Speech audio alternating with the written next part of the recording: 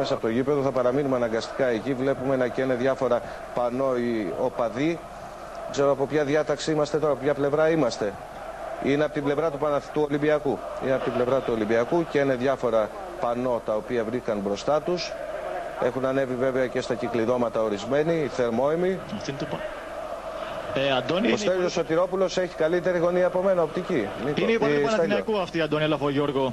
Απέναντι, δεξιά όμως κοιτάμε, στη θύρα 13. Μάλιστα. Οι φίλοι των Ερυθρόλευκων, Αντώνη, θα αποχωρήσουν όταν θα αποχωρήσουν οι οπαδοί του Παναθηναϊκού. Αυτοί όμως κάθονται στις θέσεις τους και έτσι δημιουργείται. Τι βλέπουμε τώρα, οπαδούς του Παναθηναϊκού?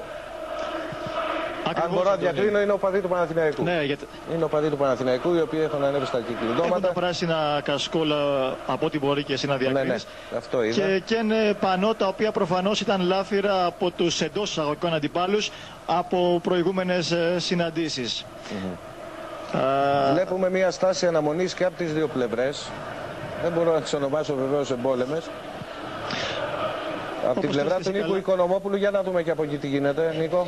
Είμαστε ακριβώς κάτω από την θύρα 13. Εγώ μπορώ να διακρίνω έξω από το γήπεδο που βρίσκομαι τους καπνούς που βγαίνουν από τη θύρα 13. Βλέπω βέβαια τις εικόνες που δείχνουμε και απευθείας. Είναι καπνογόνα και κάποιες φωτιές από σημαίες και πανό.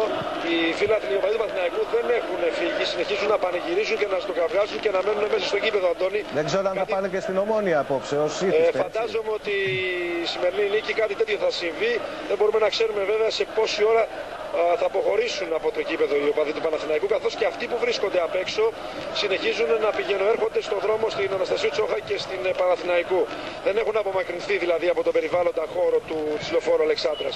Άρα αυτό θα δυσκολεύσει, φαντάζομαι, και το έργο της αστυνομίας, η οποία είναι γύρω-γύρω από το γήπεδο για την αποφυγή τυχόν επεισοδίων. Αντώνη. Η εικόνα λοιπόν είναι επικεντρωμένη στους οπαδούς του Παναθηναϊκού που